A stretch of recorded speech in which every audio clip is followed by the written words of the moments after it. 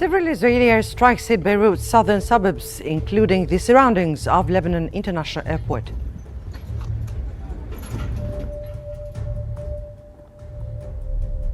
Israeli occupation bombing kills 14, wounds others in Jabalia and Nusayrat in the Gaza Strip.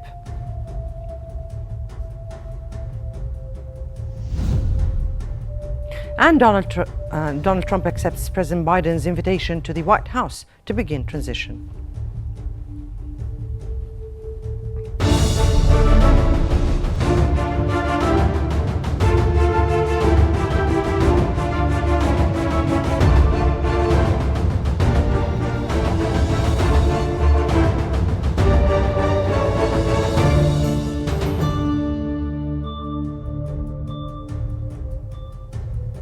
It's 4 p.m. Cairo local time and you're watching Qnews. We begin today's bulletin with the latest developments in Lebanon.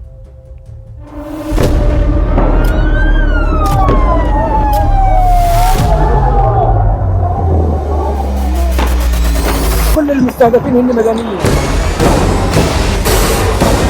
وضع شيء مرعب، شيء بخوف.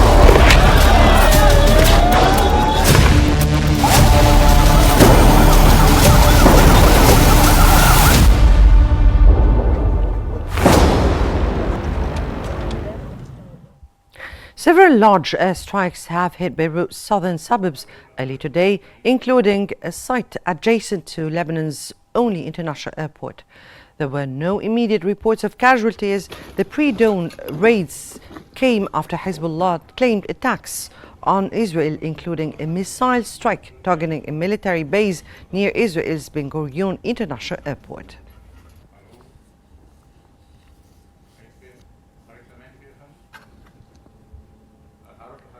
Planes have taken off and landed in Beirut's Rafiq Hariri airport following a night of Israeli occupation strikes on Beirut's southern suburbs, some near the airport.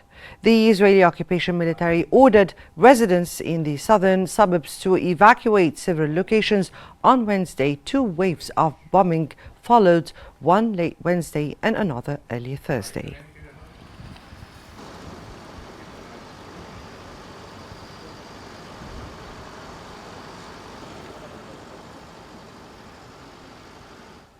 Israeli occupation warplanes have targeted several areas surrounding Rafiq Hariri International Airport in Beirut, Lebanon. Following the attack, smoke rose from buildings hit the vicinity. Israel has launched a massive air campaign across Lebanon since late September and expanded the conflict by launching a ground assault on southern Lebanon on October 1st.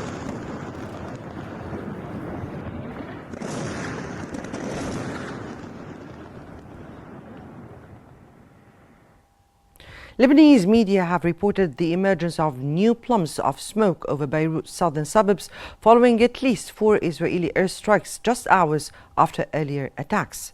Residents were ordered to evacuate prior to 2 bombing waves. Meanwhile, Lebanon's health ministry confirmed 4 dead and 53 injured in earlier Israeli attacks near Baalbek. The Israeli occupation military declined to comment.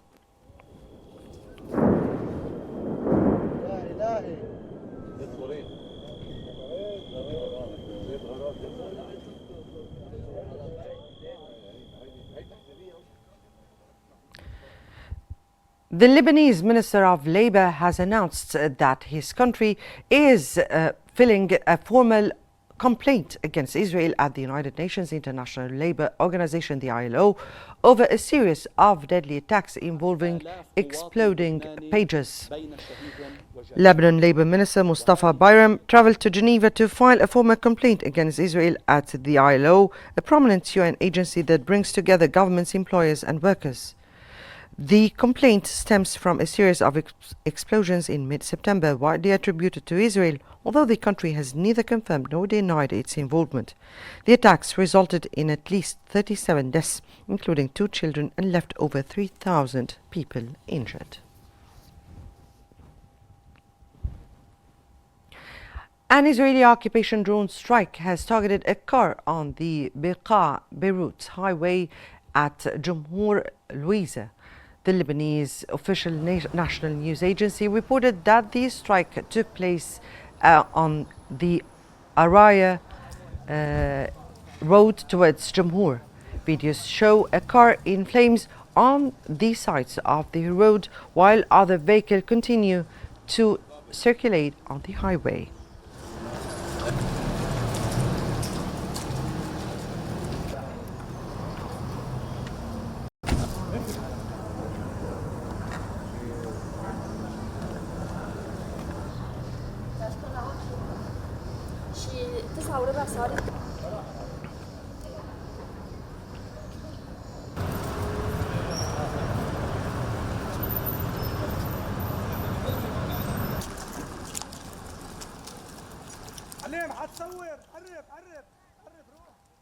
An Israeli airstrike has destroyed a historic building near the ancient Baalbek castle in eastern Lebanon. The strike led to the destruction of the Menshia historic building. The building dates back to the Ottoman era in the Levant, dating 1516 till 1918, and is located adjacent to the historic Baalbek castle.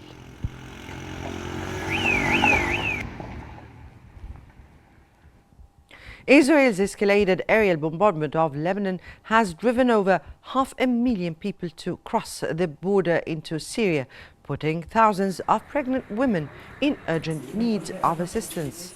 Among the arrivals, an estimated 7,000 are pregnant, with about 800 expected to give birth within the next month.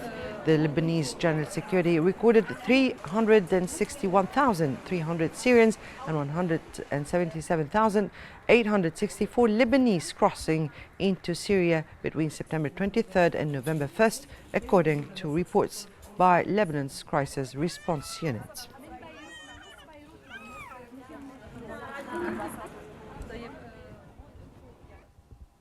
The death toll from Israeli airstrikes on Lebanon since last October has reached 3,050, with injuries rising to 13,658. The Lebanese Health Ministry said. Lebanese TV reported that over 55 people died and more than 50 were wounded in a series of 33 Israeli airstrikes targeting towns and villages in Beqa and Baalbek Hermel regions in eastern Lebanon. Governor of Baalbek Hermel, Governor Bashir Khudr, said the region has been subjected to 40 Israeli attacks on the day, resulting in 38 deaths and 54 injuries.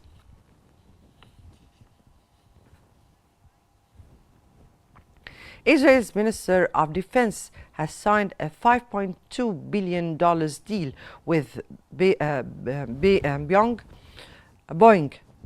for 25 advanced F-15 jets as part of a United States-approved aid package. Deliveries will begin in 2031, with 4 to 6 jets arriving yearly, equipped with Israeli-compatible weapons and enhanced range. These jets aim to secure Israel's strategic advantage amid evolving challenges. In southern Beirut, Lebanese rescue teams are searching through the rubble after an Israeli airstrike on a residential building killed at least 20 people amid escalating violence between Hezbollah and the Israeli occupation forces.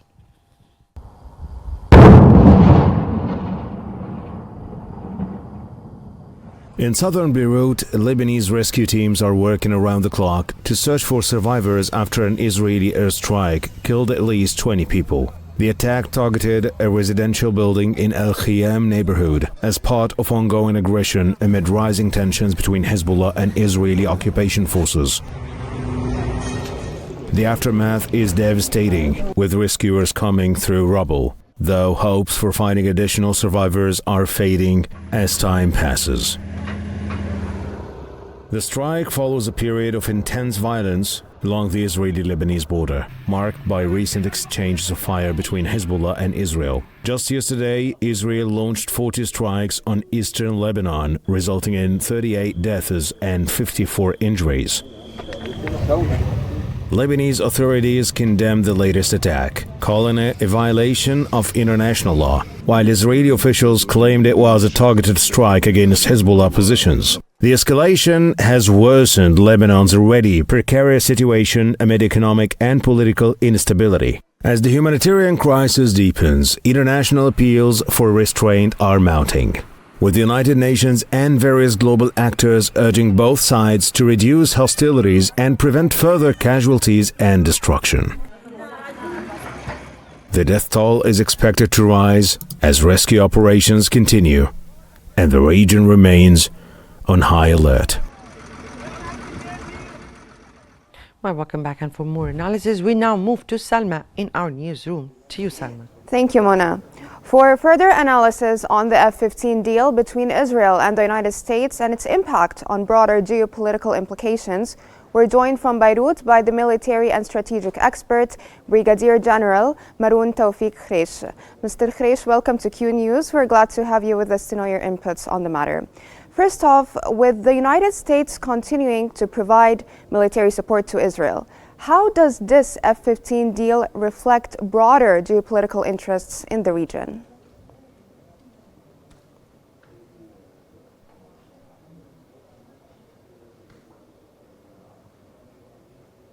Sir, can you hear me? نعم. هل السؤال لي عن صفقة ال F-15 بين أمريكا 15 between the United States. Yes, sir. Would you like me to repeat the question?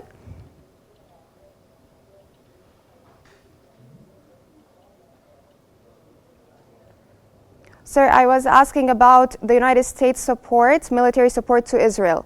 How does this F-15 deal reflect broader geopolitical interests in the region?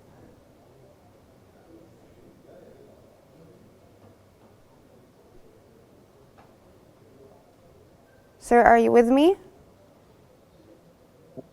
هذه الصفقة هي من سلسلة الصفقات التي تقدم كهدية يعني هذه ليست صفقة مدفوعة بقيمة 5.6 deal of 5.2 billion US dollar. It's just like an assistance to Israel during its war against Lebanon and Iran.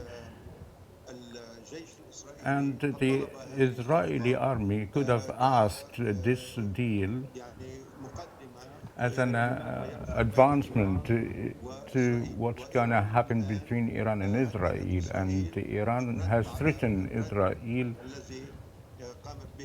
to respond against the Israeli attack to Iran.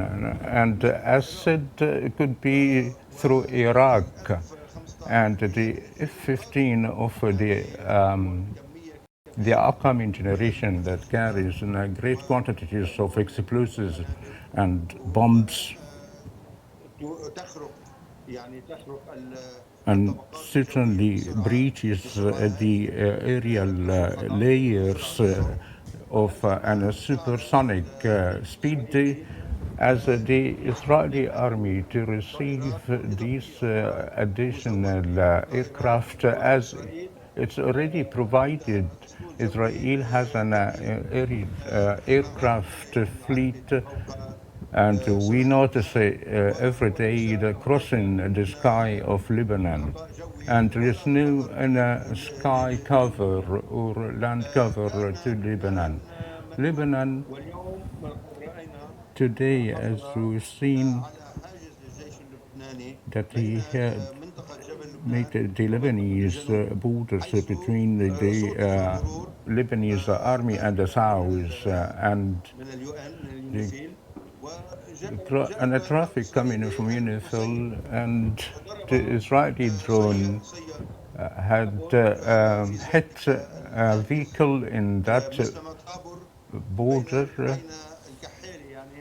between Al-Kahail, and it is a forced crossing to this type of aircraft to hit the Hezbollah's elements and their leaders wherever they are, and they do not actually pay attention to the international agreement or the trafficking crossing as hitting civilians, and 5 of the UNIFIL were wounded and 3 from the Lebanese army.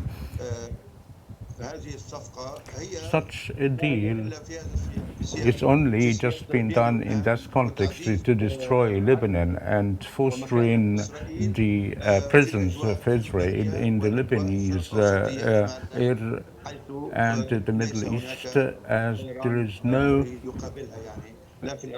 hit back to be responded in Syria or any other or in any other Arab countries. Now, sir, if you can expand more on how does Israel's increasing reliance on advanced military technology like the F-15 fighter jets impact its security strategy?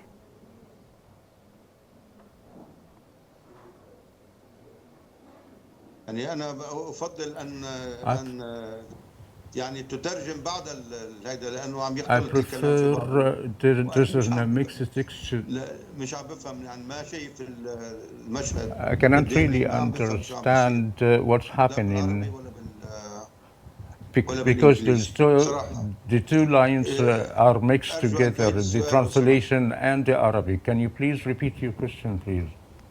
Yes, I was asking you, sir, if you can expand more on how does Israel's reliance on advanced military technology like the F-15 fighter jets impact its security strategy?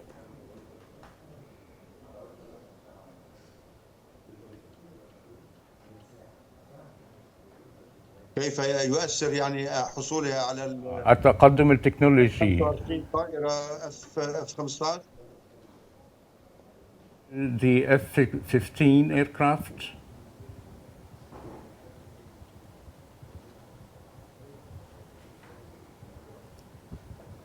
Shall I repeat the question?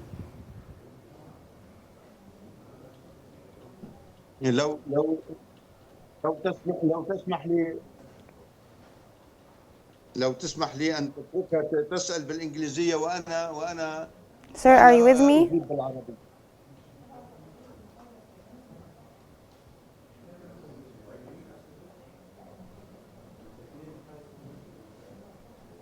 في مشكلة لأنك بتحكوا بذات الوقت أنا مع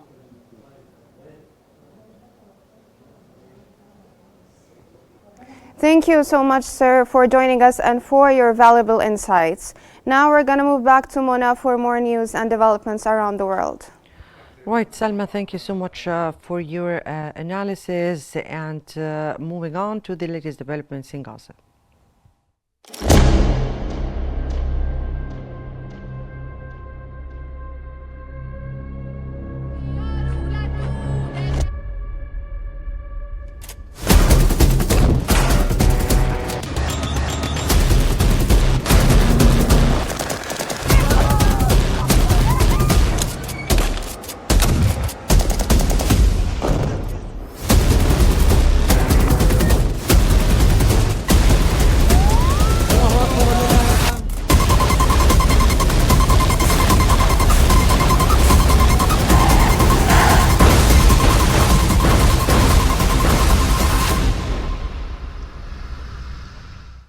Eight civilians have been killed and others have been injured in the bombing of the Nusayrat camp, an eastern Palestinian side of Rafah city in the central and southern Gaza Strip. Medical sources reported that 3 citizens were killed and others were injured in the occupation bombing of the Nuwairi area west of the Nusayrat camp. Medical sources added that 5 people were killed in the Israeli airstrikes of Tabt Zara area in the eastern Palestinian side of Rafah city by an Israeli drone.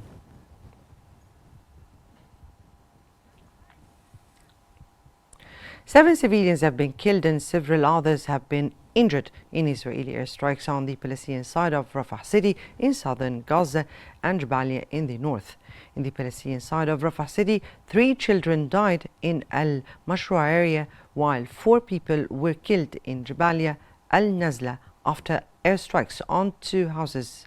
Earlier, 5 civilians were killed in Rafah al-Janaina neighborhood, and another 5 died in a raid on a house near Al-Omari Mosque in Jabalia al-Balad. The United Nations has said replacing its Palestinian relief agency UNRWA in Gaza and the West Bank is not the world's body's responsibility, signaling it was Israel's problem. UN spokesperson Stephen Durak told reporters if UNRWA is no longer able to operate, it would be the responsibility of Israeli authorities to replace its services in education, health and all other sectors. Of the State of Israel. Its implementation will have disastrous. French Foreign Minister Jean-Noël Barrot has said he saw prospects for ending Israel's wars in Gaza and Lebanon after Donald Trump was elected U.S. president. Barrot said he hoped a diplomatic solution would emerge in the coming weeks. He added that it is time to move towards a deal that would allow for the liberation of all detainees, a ceasefire and the mass entry of humanitarian aid to Gaza, and to prepare for a day after the war.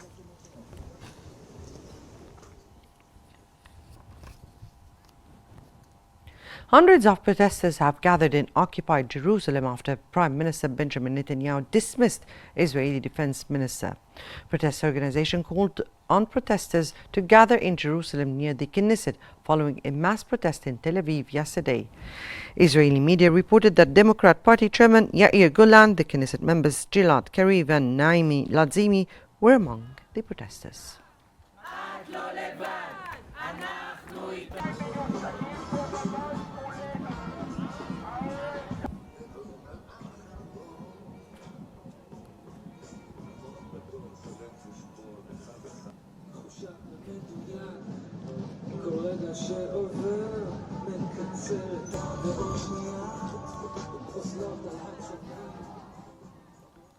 Now we move on to the latest developments in the United States, and Trump's campaign statement has said that Biden invited Trump to the White House to begin transition. Shortly, the president-elect is looking forward to meeting President Joe Biden at the White House as part of the transition from the outgoing Democratic administration to the new Republican one. Kamala Harris has officially conceded to Donald Trump, congratulating him on his victory. In her speech at Howard University, she emphasized that while conceding, she remains committed to the causes behind her campaign. Harris added that she assured Trump of her support for a smooth transition and her commitment to a peaceful transfer of power. Will always burn bright. As long as we never give up, and as long as we... Former United States President Barack Obama and former First Lady Michelle Obama have issued a statement to congratulate President Trump and Senator Vance. In a post on X, the Obamas called on the American public to work together, adding that progress requires the American people to extend good faith and grace, even to people with whom they disagree.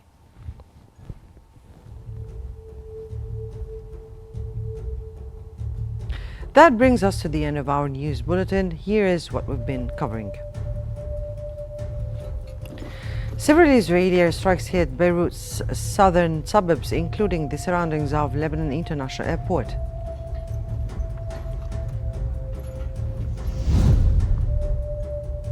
Israeli occupation bombing killed 14, wounds others in Jabalia and Nusayrat in the Gaza Strip.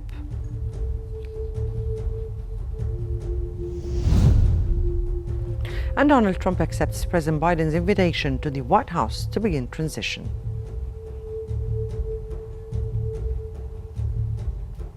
This concludes our news bulletin for the hour. Don't forget to follow Q News on YouTube, Facebook, X, Instagram and TikTok at Qnews EGY to stay informed.